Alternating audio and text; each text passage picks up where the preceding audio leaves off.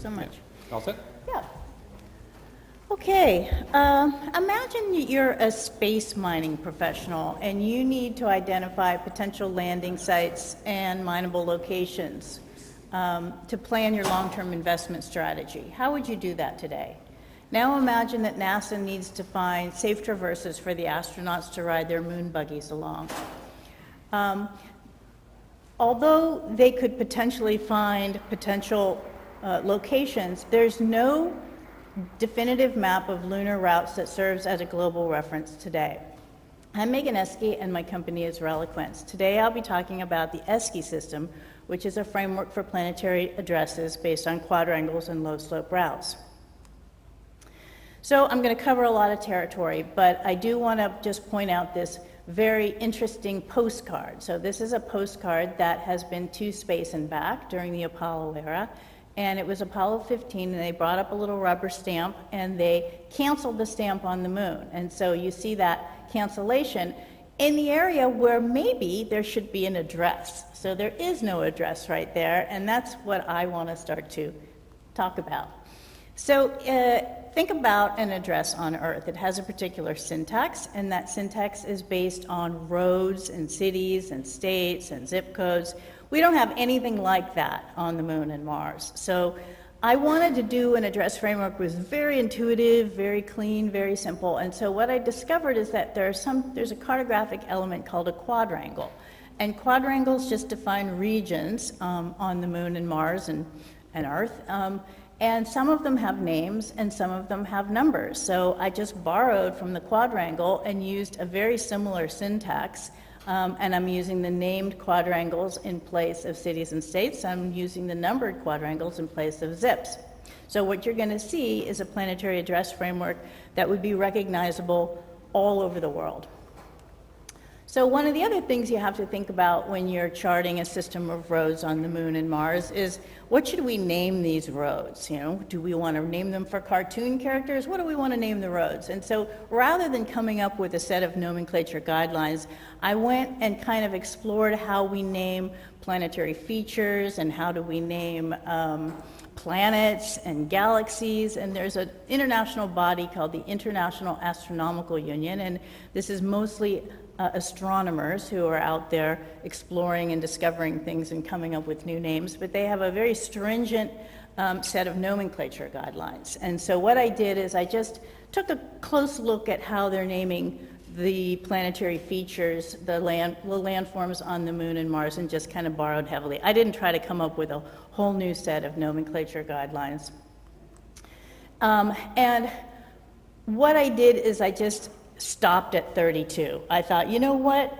I can't name all the roads on the moon and Mars. This is probably not up to me, but I will show you how we could do it. And so these would have to be U.S. roads because it's based on U.S. popular culture and U.S. astronauts and so forth. And so I stopped at 32 because there were 32 Apollo astronauts, and just tried to show sort of the range of possibilities. And one of the areas where I focused a lot was on what's it close to? Is it close to a crater? Is it close to something that already has a name? And so you're going to see a lot of planetary features up there.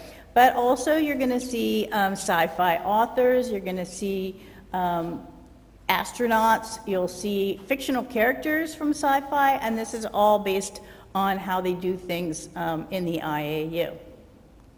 So if we're really going to do this, if this is not just going to be a cute little novelty thing, obviously we're going to need some kind of oversight body like the IAU that focuses on how we name these roads and how we figure out where these roads should go. So the first thing that international oversight body should probably do is to adopt the ESKI system as a global standard so that we're all working with the same syntax, so we don't have a whole bunch of different planetary address frameworks all over the world.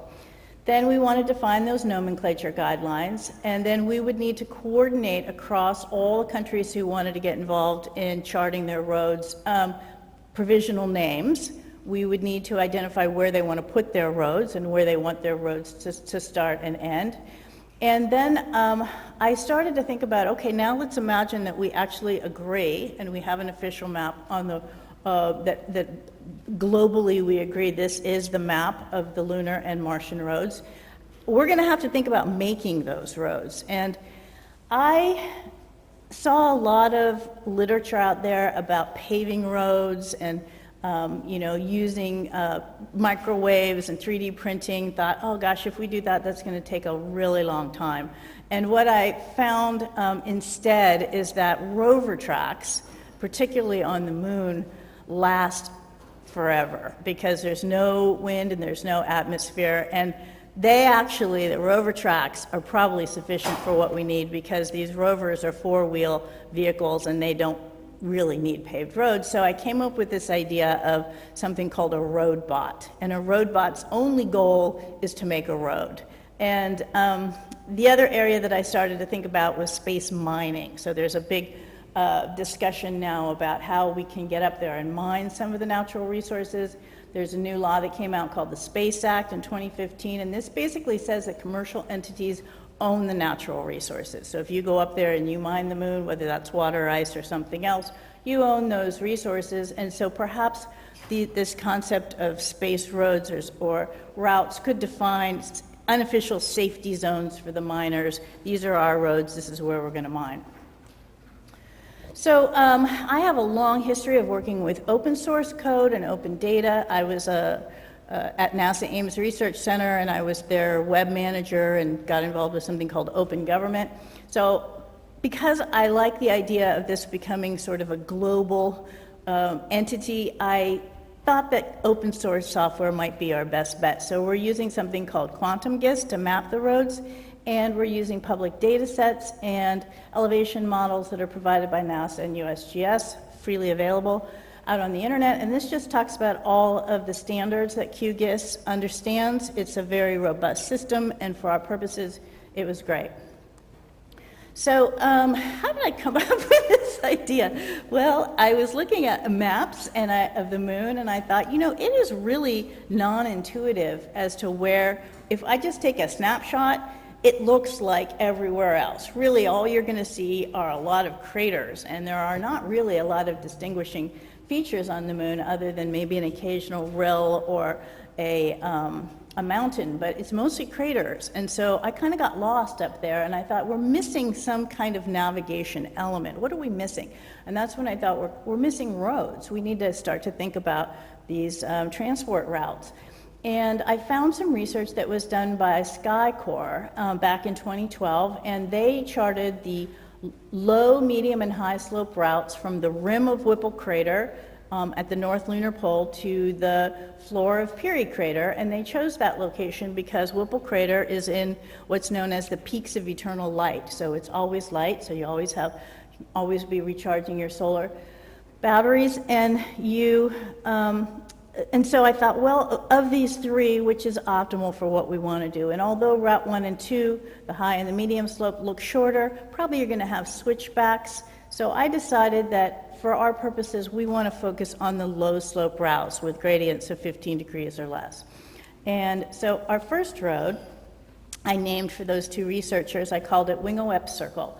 And we start at the peaks of eternal light at Whipple Crater, and we make a loop down into Peary Crater, and that is where you can find water ice. And as I pointed out, it's a great place to build a lunar base because of the ability to be in the sunlight all the time. So here is our second road, and this is a highway. And so what I did is I started at the peaks of eternal light, again at Whipple Crater, and I went all the way for about 1,600 miles to Oceanus Procellarum. And Oceanus Procellarum is thought to be a promising area for mining, and in particular, it's thought to have a lot of helium-3. And helium-3 is the foundation for an experimental form of energy, fusion energy, and although they haven't done that yet, it shows a lot of promise, and it is probably the best model for deep space manned exploration, fusion energy, and helium-3. So here we have the third example, and this is kind of in honor of the Apollo 11 mission and the first man to walk on the moon. And so we start at the Apollo 11 landing site, and we go out to Armstrong Crater, and we cross the Sea of Tranquility, so I called it a bridge. Why not? And so this is Neil Armstrong Bridge, and this is the third lunar road in our, within the context of the planetary address framework. So here is our poster, and so now you start to see why we chose this iridescent blue and green and yellow, because it represents light, and light is a key enabler for life beyond Earth, and we kind of juxtaposed that with the grayscale moon and came up with this beautiful poster.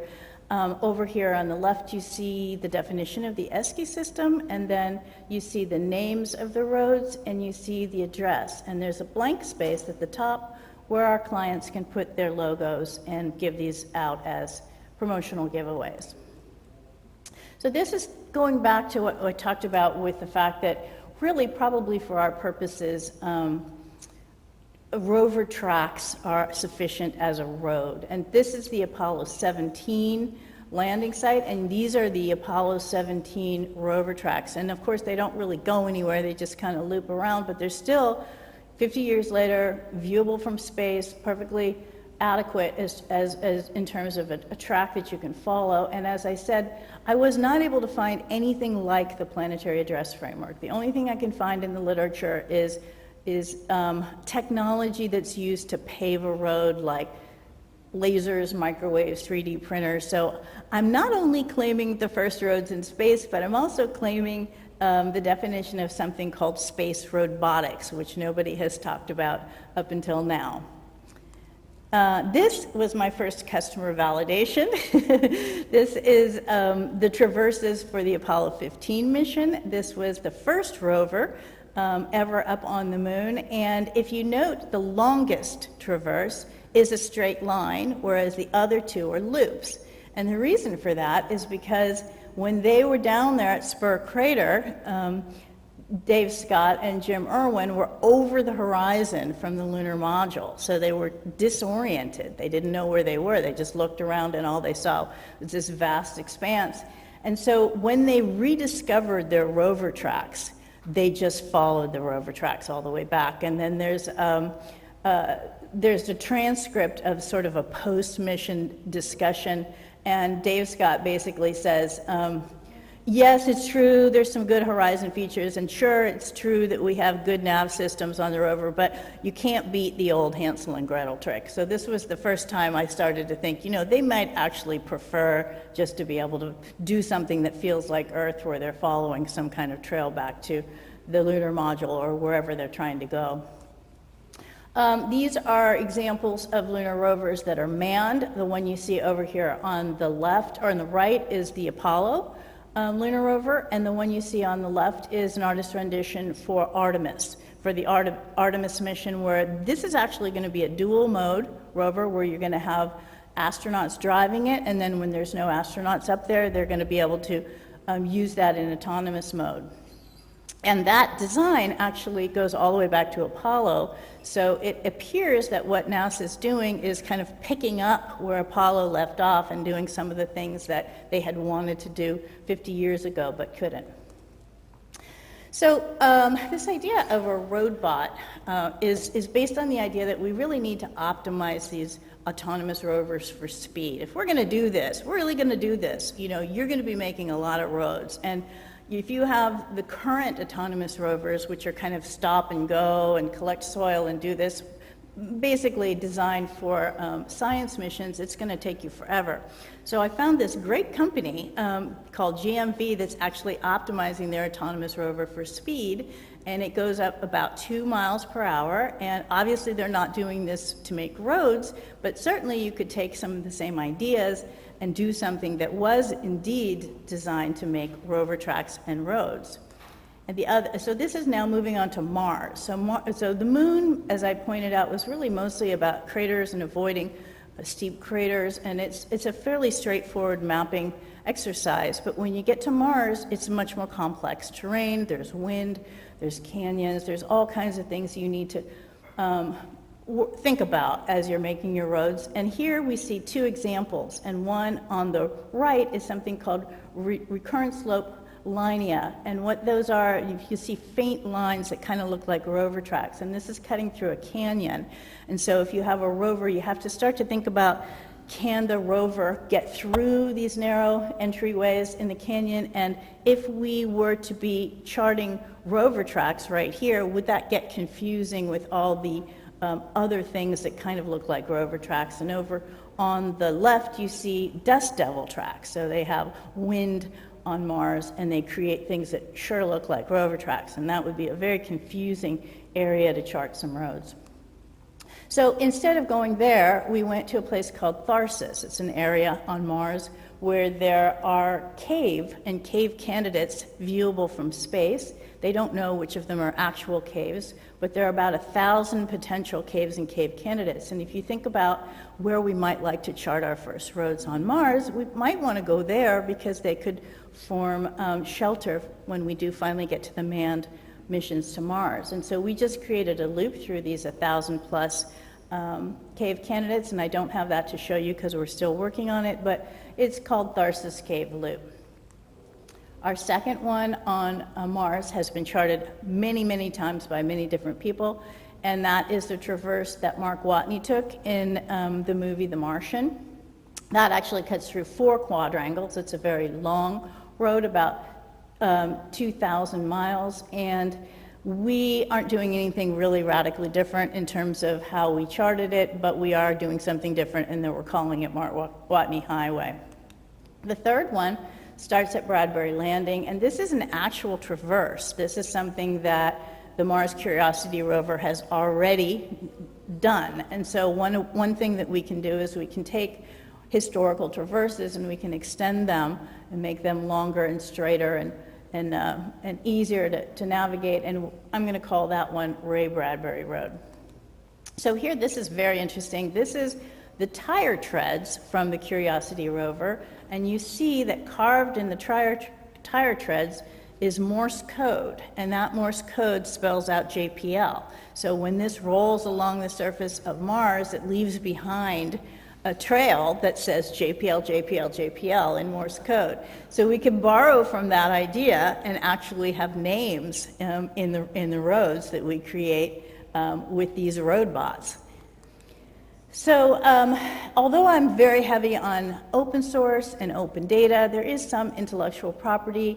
I copyrighted the ESCI system, the data, the 32 inaugural roads, the map, all of that is copyright protected, and so our model is about licensing the maps. And so you can get digital maps in various formats, print copies like I pointed out before with the logo. This is an example of a map that was given out during the Apollo era, and you see the ESSO logo. It was given out at the gas stations. And then there's all kinds of terrestrial uses for roads, basically, a map of roads, games and educational software and space mining, and these are sort of some ideas about how we might eventually use the roads. And I think the most important point here is that we do not want to be charting all these roads on our own. We would like to have people who can commission them, whether that's companies, brands, or whether that's individuals who just want to get involved. We'd like to see some people who would like to help us do this for shared copyright. Oops.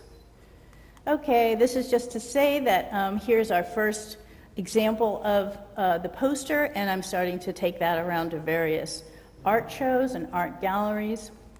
And I have published a little bit about how we did this in something called the Astrogator, and the Astrogator is the Grand Strand Astronomers newsletter, but what I have not done is to publish the maps. So I'm looking for a good place to publish the maps, and possibly at Astro Magazine would be a great place to get started. And we do have partnerships, and I'm working with a map company in Oregon called Fior Innovations, and they did the first map for us. I've been talking to a company in Poland called Astrography. They are an online print they're an online print company, basically, and they have maps and astrophotography and art, and they're a really cool company. And they recently incorporated in the US, so they may end up being our distribution channel. And then this is kind of what I'm calling the space robotics endgame. So now imagine that we have done this, and we have these consolidated maps on the Moon and Mars, and around the world, we have agreed that this is going to be our official map. We're all going to work towards the same goals. There really are two approaches that I can see. One would be to pour your money into a fleet of robots and then have the space agencies, work with you to make these roads up on the moon and Mars. The other is something that I think is even more promising called Uber space. If you think about Uber doesn't actually have a fleet of taxis. They just have a logistics platform, and they coordinate all these taxis and all these drivers. So the same idea here, you could build a space logistics platform and just farm out the robotic side of it to the various space agencies and companies around the world, and then your job is just to coordinate the whole effect. But in any case, either way, I think this is near-term technology. I hope I've shown that. It's something we could do now. Certainly the maps, no problem, and even I think the robotic side of it we could do if we collectively decided this was important. And so why should we do that? Well, I think I've shown you that the astronauts felt more comfortable. So there's this concept of redundant systems. So while it's true they're going to have nav systems and they're going to have other ways of getting around, they really like those rover tracks. So we're going to give them increased safety, better navigation. We're going to be investing in lunar infrastructure. A road is a fairly fundamental concept. Anytime you're going to go up and to somewhere new, you're going to want to build some roads.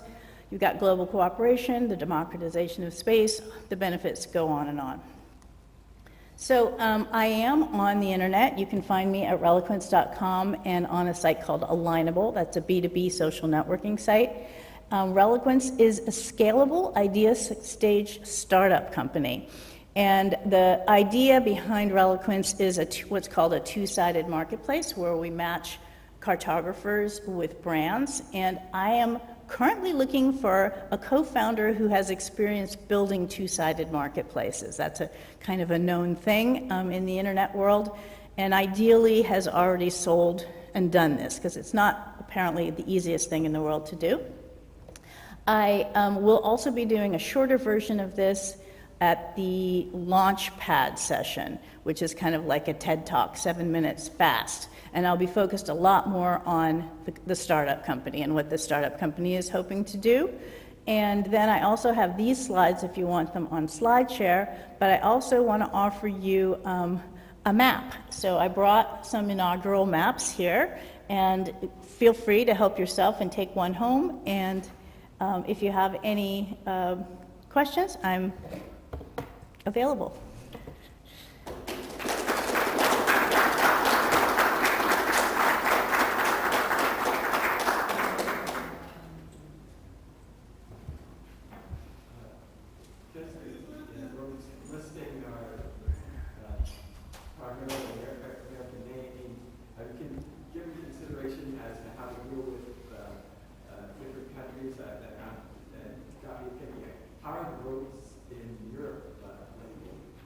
Well, so if you have this concept of global nomenclature guidelines, just like the IAU does for landforms, everyone works towards the same high-level guidelines. And so your European clients would have to get together and within the parameters of the nomenclature guidelines come up with their names. They've got their own astronauts, they've got their own subculture, they've got their own things that they want to do. They've got areas they'd like to explore that are different from the United States. So I think this has to kind of be a democratization process where everybody is working towards the same set of rules, and then we all kind of get involved depending on our level of funding and interest, really, is what it would be.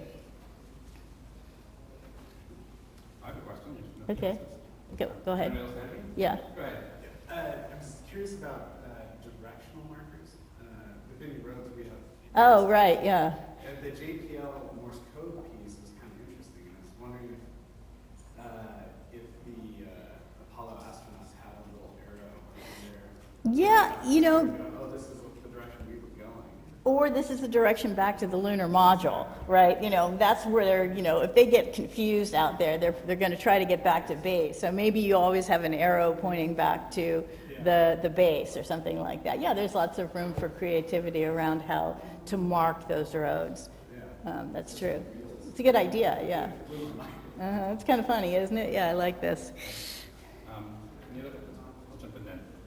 So my question was, I feel that the possibility of having something named after you, if you can trudge into Mars or on the moon or whatever, take a big risk, is a very big motivator for a lot of people to do that kind of thing. And so I was wondering if you'd studied at all some sort of set of rules where people would really have some faith that if they took this big risk, they would probably get something named after them in proportion to the amount of risk they took.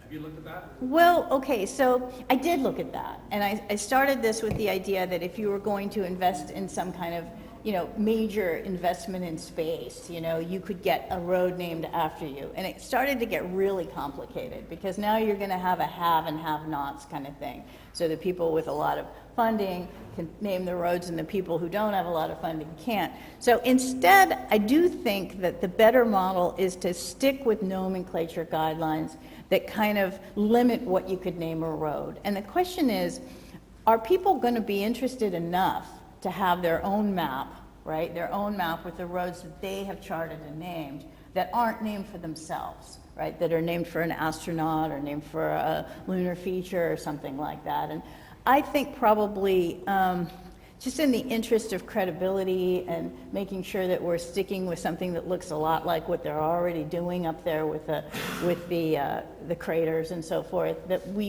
don't want to just have people randomly naming roads for themselves, things like that. I don't think they would do it for themselves. I think it would be like some central body would name things for people who've accomplished significant things. Right, and that's what you do in the nomenclature guidelines. Right. You say you can recommend an astronaut, or you can recommend, but somebody's going to have to pay for that. And so there's two different groups. There's the group that comes up with these guidelines, and they're probably some sort of nonprofit, and then